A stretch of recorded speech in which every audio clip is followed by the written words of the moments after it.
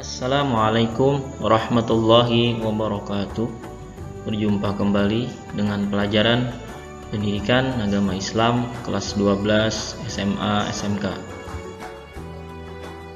Kali ini kita akan belajar materi tentang iman kepada hari akhir. Hari akhir menurut bahasa artinya hari penghabisan, disebut juga dengan hari pembalasan. Hari akhir menurut istilah yaitu hari mulai hancurnya alam semesta, berikut isinya dan berakhirnya kehidupan semua makhluk. Hari akhir disebut juga hari kiamat, yaitu hari penegakan hukum Allah Subhanahu wa Ta'ala yang seadil-adilnya. Kebenaran akan datangnya hari kiamat dapat ditemukan melalui 3 sudut pandang berikut. Yang pertama, melalui sudut pandang Al-Quran. Yang kedua, melalui sudut pandang ilmu pengetahuan. Yang ketiga, melalui sudut pandang panca indera. Hari akhir menurut Al-Quran dibagi menjadi 2, yaitu kiamat sugro atau kiamat kecil dan kiamat kubro atau kiamat besar. Yang pertama, kiamat sugro atau kiamat kecil adalah peristiwa datangnya kematian bagi semua makhluk. Perhatikan Quran Surah Ali Imran ayat 185 berikut ini. Kullu nafsin dha'iqatul maut wa innama tuwaffawna ujurakum yawmal qiyamah فمن زحزح عن النار وأدخل الجنة فقد فاز وما الحياة الدنيا إلا متاع الغرور. Artinya, setiap yang bernyawa akan merasakan mati, dan hanya pada hari kiamat sajalah diberikan dengan sempurna balasanmu. Barang siapa dijauhkan dari neraka dan dimasukkan ke dalam surga, sungguh dia memperoleh kemenangan. Kehidupan dunia hanyalah kesenangan yang memperdaya. Sebelum terjadi hari kiamat, manusia akan mengalami proses awal kehidupan akhirat, yaitu alam barzakh. Barzakh adalah alam yang menjadi batas antara alam dunia dan alam akhirat.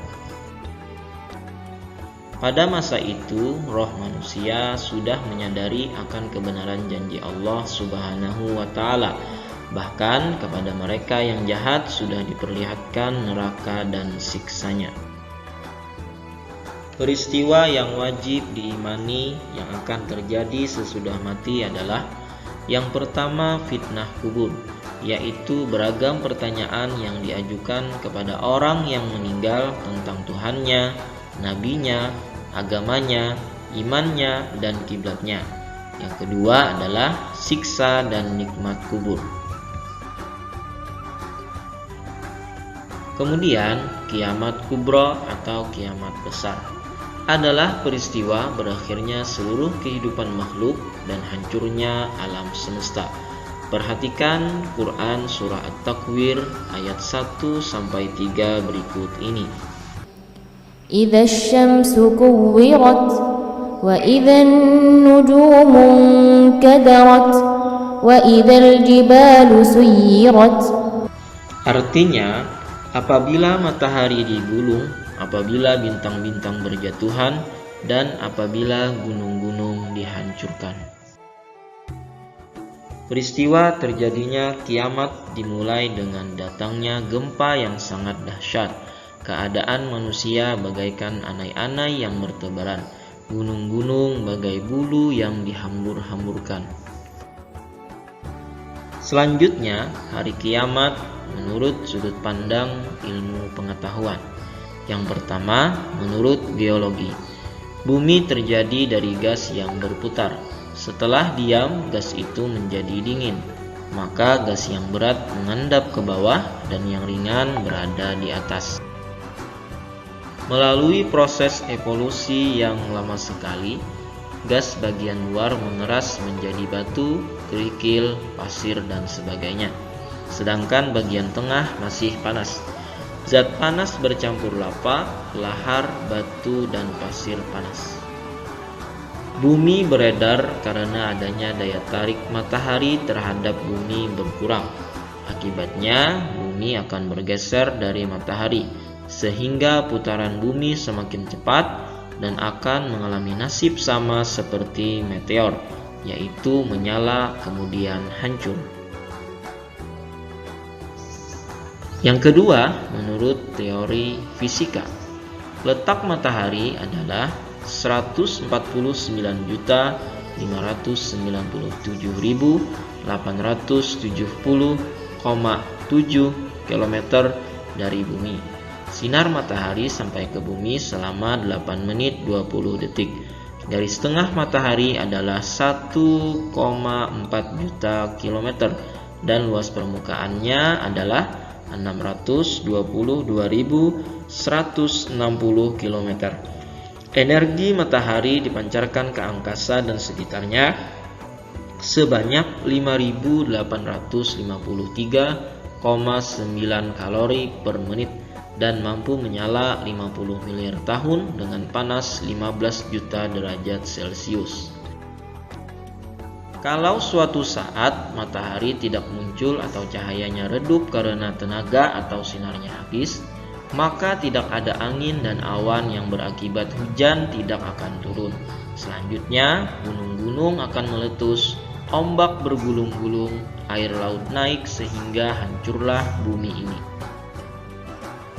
Selanjutnya, bukti indrawi terjadinya hari akhir.